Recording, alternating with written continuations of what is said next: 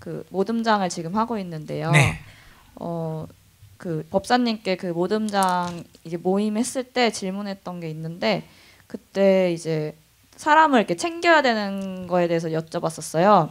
근데 이제 어떻게 챙겨야 되냐 이렇게 여쭤보니까 좀 잘 못 챙기고 좀 그런 게 있어서 엄마처럼 챙기면 된다 이렇게 하셨는데 약간 그 말이 뭔가 막연하게 느껴지는 거예요.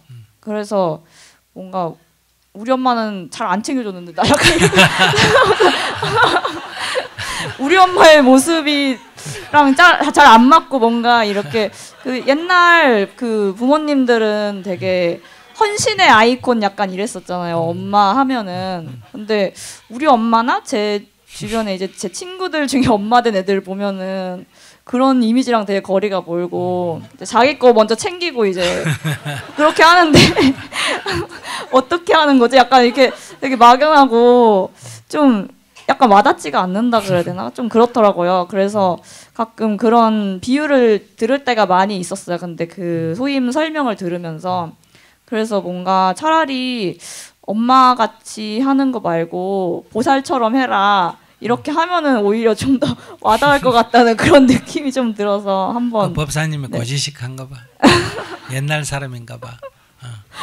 사람은 다 나도 용어를 쓸 때 내 어떤 세계와 경험 속에서 용어를 쓰나 안 쓰나 쓴단 말이에요. 왜냐면 그 밖에 거를 용어를 모르니까. 근데 이제 내가 똑같은 용어라도 내가 쓰는 용어하고 다른 사람이 듣는 용어는 의미가 다를 수가 있어. 우리 가장 대표적으로 윤회라는 말이 인도 전통에서 쓴 용어는 사람이 죽어가지고 다시 태어나고 소가 되고 말이 되고 이게 윤회라면 부처님이 쓰신 똑같은 윤회라는 말이지만 이 윤회는 그런 개념이 아니라 우리의 마음을 두고 마음이 즐거웠다 괴로웠다 즐거웠다 괴로웠다 고락이었대요. 끊임없이 반복되는 걸 뭐라고 한다? 윤회라고 하고 그럼 윤회에서 벗어났다 해탈을 얻었다 하면 인도의 전통에서는 다시는 안 태어난다. 이런 의미란 말이에요. 그러니까 여러분들이 궁금하잖아요. 안 태어나는 게 뭐가 좋노? 태어나는 게 좋지. 이제 이런 질문이 있다. 근데 이 부처님이 말씀하신 해탈이라는 거는 이 괴로움이 즐거움이 되고 즐거움이 괴로움이 되고 윤회하는 데서 괴로움이 완전히 소멸해서 다시는 괴로움이 뭐다? 일어나지 않는 경지. 그건 좋나 안 좋나? 좋잖아. 그지? 그게 해탈이란 말이에요. 그러니까 이제 이게 같은 부처님의 가르침도 인도 안에 있다 보니 인도식으로 이게 내용이 변질되어 버렸다는 거예요. 그러면 용어는 같은데 좀 내용은 틀린다 이렇게 볼 수 있거든요. 그러니까 엄마도 그 법사님이 쓰실 때 엄마는 좀 헌신적으로 보디사트바 같은 그러니까 보디사트바가 어떤 마음이냐 할 때 우리가 어떠냐 하면 엄마 같은 마음 이렇게 표현한단 말이에요. 근데 누군가는 보디사트바 같은 마음이 아니다 보니까 도대체 엄마 같은 마음 갖고는 오히려 그러니까 보살의 마음이 어떤 거냐 할 때 그 보살의 마음이라는 게 안 다가와서 그거를 쉽게 설명한 게 뭐다? 엄마 같은 마음 이런데 엄마 같은 마음이 도대체 이해가 안 돼가 보살 같은 마음 하면 그게 엄마 마음이구나 이렇게 된다 하니까 이 또 세대 차이다. 재밌다고 참 오늘 진짜 좋은 얘기했다. 앞으로 엄마 같은 마음으로 해라 이 말 함부로 해서는 안 되겠다. 그죠? 그러니까 이제 사람을 챙긴다 하는 거는 뭐 좋은 사람 나쁜 사람 구분하라가 아니라 나누기를 이렇게 하거나 정일사를 해보면 저 사람은 이런 마음의 상처가 있구나 저 사람은 저런 장점이 있구나 저 사람은 저런 아픔이 있구나 이런 거를 이렇게 내가 이해할 수 있지 않습니까? 이해가 요 사람 괜찮은 사람 저 사람 나쁜 사람 이렇게 분류하라는 게 아니에요. 이걸 이해하면 어떠냐 저 사람의 마음에 상처가 있다 할 때는 그 사람이 뭔가 픽픽 이렇게 좀 해도 저 사람은 전에 보니까 마음에 상처가 있어서 저런 반응을 하구나 이렇게 이제 이해한단 말이에요. 이제 그런 거를 그 사람의 이런 내가 그냥 얼굴만 보다가 나누기를 하면서 그 사람의 심리 상태가 어떤지를 보면 내가 다음에 그 사람의 말에 내가 속아 넘어가지 않고 행동만 보고 평가하지 않고 그런 행동 그런 말이 나온 뿌리를 내가 보면서 내가 기다려 줄 수도 있고 또 내가 조언을 할 수도 있고 그냥 좀 뭐 좀 화를 내고 그래도 그걸 따지지 않고 꼭 껴안아 줄 수도 있고. 이제 그러기 위해서는 사람을 파악을 해야 된다는 거예요.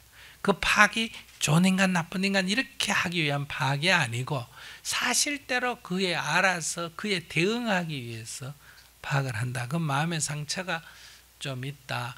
그래서 이게 사람을 만났을 때 감정 기복이 심하다. 그러니까 니는 안 된다가 아니라 그런 사람은 어떤 조직 책임을 맡으면 되나 안 되나? 안 된다 이 말이야. 그래서 전 눈 밖에 났으니까 니는 팀장이 될 수 없다. 이런 창고가 아니라 그런 분은 어떤 조직 책임을 맡으면 다른 사람과 관계에서 자기 감정이 자꾸 왔다 갔다 하니까 다른 사람의 그것 때문에 힘든다 이 말이야. 그러니까 저분은 재능이 있으면 재능 기부를 하는 거는 괜찮지만은 조직적인 다른 타인을 관계하는 조직 책임자로는 적당치가 않다. 이건 차별하고는 성격이 틀립니다. 적재적소에 쓰는 관점이지. 그런 거를 이제 챙긴다고 말할 수 있다 이 말이에요. 아시겠어요? 네. 그래서 이제 물어본단 말이에요. 아, 그 청년이 아까 저기 뭐 문제 제기했잖아, 그지? 그러면 이제 내가 물어본단 말이에요. 그 청년 어때? 이러면 그 청년 이렇습니다. 그 청년 좋은 청년입니다, 나쁜 청년이다가 아니라 그 청년은 이런 착실한 면이 있는데 마음에는 이런 상처가 있어서 이런 일을 하면 잘할 거고 이런 일은 조금 아직은 어려울 것 같습니다. 그러면 이제 그게 그 청년을 상담을 하거나 그 청년에게 어떤 일을 줄 때 이제 참고가 되나 안 되나?